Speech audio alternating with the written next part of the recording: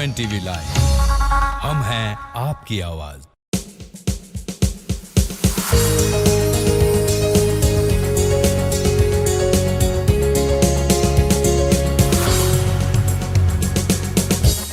नमस्कार, UNTV live के उत्तराखंड एक नजर कार्यक्रम में आप सभी का स्वागत है। मैं हूं प्रगति पचोली। चलिए जल्दी से एक नजर डाल लेते हैं उत्तराखंड की आज की कुछ अहम खबरों पर। खबरों में सबसे पहले बात कर लेते हैं मुख्यमंत्री पुष्कर सिंह धामी की, जिनके द्वारा आज एक बड़ा फैसला लिया गया है। सीएम धामी ने साफ कहा कि इस मामले में शिकायत आई थी, जिसके बाद इसकी जांच के आदेश दिए गए हैं। सीएम धामी के अनुसार आगामी कैबिनेट बैठक में सरकार सख्त नकल विरोधी कानून भी लाने जा रही है। सरकार की कोशिश है कि एक बार पूरी सफाई हो जाए, जिसके बाद तमाम नकल करने वालों और नकल कराने वालों को सबक मिल जाए। AEJE का भी प्रकरण आया है, उसमें भी हमने जांच के आदेश दिए हैं और अगर जांच में कहीं पर भी कमियां पाई जाएंगी तो निश्चित रूप से उस पर भी हम कार्रवाई करेंगे और जल्दी हम जो नकल विरोधी अध्यादेश है उसको भी लेकर आने वाले हैं और उस पर हम कठोर प्रावधान करने वाले हैं, जिसमें कि 10 साल तक की सज़ा होगी। कोई भी अभ्यर्थी जो उसमें शामिल होने वाला अगर उस में संलिप्त पाया जाएगा तो अगले 10 वर्षों तक वो किसी परीक्षा में भाग नहीं ले पाएगा और जो उसके सरगना होंगे या नकल करवाने वाले लोग होंगे उनकी सारी संपत्ति कुर्क की जाएगी। उत्तराखंड राज्य में सरकारी नौकरियों में राज्य की महिलाओं को 30% आरक्षण देने पर आज भाजपा महिला मोर्चा और अलग अलग संगठनों की महिलाओं ने मुख्यमंत्री पुष्कर सिंह धामी का आभार व्यक्त किया। दरअसल उत्तराखंड में साल 2013 में हाईकोर्ट ने पूर्व में लागू 30% महिला क्षैतिज आरक्षण पर रोक लगा दी थी, जिसके बाद राज्य की धामी सरकार ने सुप्रीम कोर्ट जाकर इस मामले में मजबूत पक्ष रखा। पहले से जो हमारा यहाँ पर आरक्षण चल रहा था उस आरक्षण को बीच में रोक लगी थी माननीय न्यायालय में और हम सुप्रीम कोर्ट में गए। सुप्रीम कोर्ट ने उस पर स्टे दिया। हमने तय किया कि अपनी मातृशक्ति के हित में माताओं बहनों को आगे लाने के लिए, अपनी बेटियों को आगे लाने के लिए हम इस पर विधेयक लाएंगे। हम विधेयक लेकर आए और अभी 30% का आरक्षण सुनिश्चित हो गया है। महामहिम गवर्नर साहब ने भी उसमें अपनी स्वीकृति प्रदान की है। मैं राज्यपाल महोदय का भी धन्यवाद करता हूं, अपनी मातृशक्ति को शुभकामनाएं देता हूं। जिस पर सुप्रीम कोर्ट ने हाई कोर्ट की लगी रोक हटाकर महिला आरक्षण को एक बार फिर से हरी झंडी दे दी। मुख्यमंत्री पुष्कर सिंह धामी ने 30% महिला आरक्षण लागू होने पर प्रदेश की सभी महिलाओं को बधाई दी है। निश्चित तौर पर हमारी सरकार ने आज जो भी आरक्षण है, चाहे वो पंचायतों में है चाहे अन्य चीज़ों में है, हमारी सरकार ने हमेशा महिलाओं के सम्मान के लिए काम किया है और आज विभिन्न क्षेत्रों में, पंचायतों में, नगर पंचायतों में हमारी बहनें अगर प्रतिनिधित्व कर रही हैं तो मैं समझती हूँ ये कहीं ना कहीं हमारी सरकार का और भारतीय जनता पार्टी का महिलाओं के लिए वरदान है। जहां एक तरफ धामी सरकार ने राजकीय सरकारी नौकरियों में महिलाओं को 30% आरक्षण दे दिया है, तो वहीं दूसरी तरफ अब खिलाड़ियों को कोटा देने की मांग भी लगातार उठने लगी है। इसे लेकर मुख्यमंत्री पुष्कर सिंह धामी ने मीडिया से बातचीत करते हुए कहा कि राज्य सरकार खिलाड़ियों को भी 4% कोटा देने जा रही है। इसके अलावा जो खेल कोटा पहले बंद कर दिया गया था उसे भी सरकार दोबारा शुरू करेगी। भी हमने जो खेल कोटा बंद हो गया था उस खेल कोटा को भी 4% का पुनः हमने प्रारंभ करने का संकल्प लिया है। खबरों में अब रुक कर लेते हैं जोशीमठ का। जोशीमठ की तलहटी पर हेलंग मारवाड़ी बाईपास का निर्माण कार्य राज्य सरकार के लिए बड़ी चुनौती साबित हो रहा है।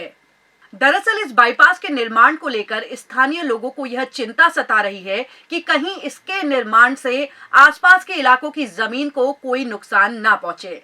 इस संबंध में जानकारी साझा करते हुए आपदा सचिव डॉक्टर रंजीत सिन्हा ने बताया कि हेलंग बाईपास के सुरक्षित निर्माण को ध्यान में रखते हुए सरकार ने 3 संस्थानों, भारतीय राष्ट्रीय राजमार्ग प्राधिकरण यानी NHAI, वहीं IIT रुड़की और THDC की एक कमेटी बनाई है, जो 1 सप्ताह में बाईपास के निर्माण को लेकर अपनी रिपोर्ट सौंपेगी, जिसके आधार पर ही आगे की कार्रवाई अमल में लाई जाएगी। जी हाँ, उन्होंने जो एक पत्र भी भेजा है हम लोगों को तो उनके 3 लोगों की एक कमेटी उन्होंने बनाई है। IIT रुड़की है उसमें, THDC है और NH के चीफ इंजीनियर है। वो शायद उनकी टीम गई होगी वहाँ देखने, गई है उसके संबंध में नहीं बताया उन्होंने, लेकिन उस टीम को 1 सप्ताह के अंदर रिपोर्ट देने के लिए कहा गया है। तो फर्दर जो भी उनकी रिपोर्ट होगी उसके आधार पे जिला प्रशासन द्वारा कार्रवाई की जाएगी। खबरों में अब बात करते हैं युवाओं की। तो युवाओं को रोजगार मुहैया कराने के लिए 30 जनवरी के दिन राजधानी देहरादून के क्षेत्रीय सेवायोजन कार्यालय में रोजगार मेले का आयोजन किया जा रहा है।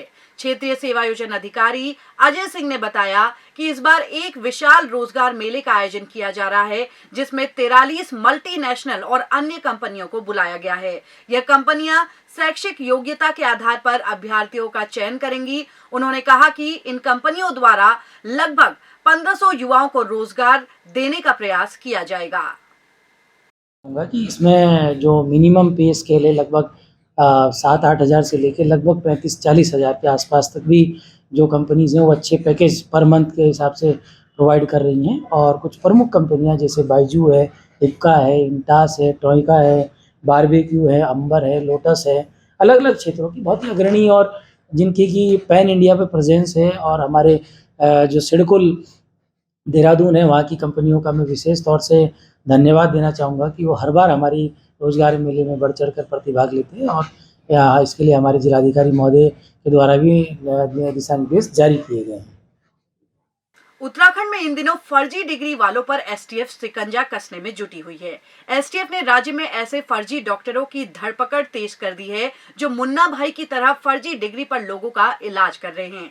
पिछले दिनों एसटीएफ द्वारा जहां 2 फर्जी डॉक्टरों की गिरफ्तारी की गई थी, अब 4 नए डॉक्टर और निकलकर सामने आ गए हैं। यह सभी रायपुर क्षेत्र के तुनवाला और रांझावाला क्षेत्र में एमबीबीएस की फर्जी डिग्री के आधार पर अपना क्लिनिक चला रहे थे।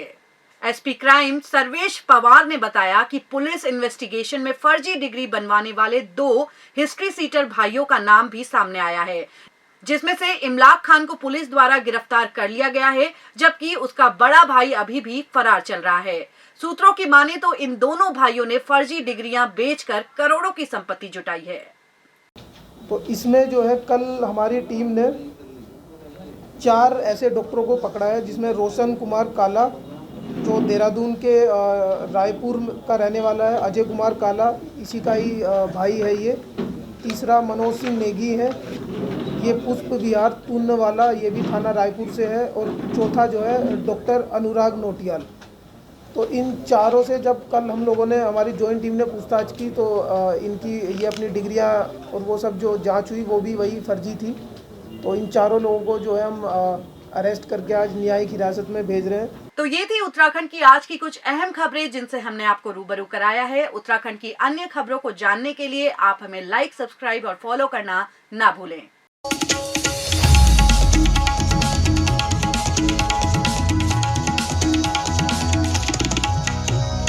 UNTV लाइव, हम हैं आपकी आवाज।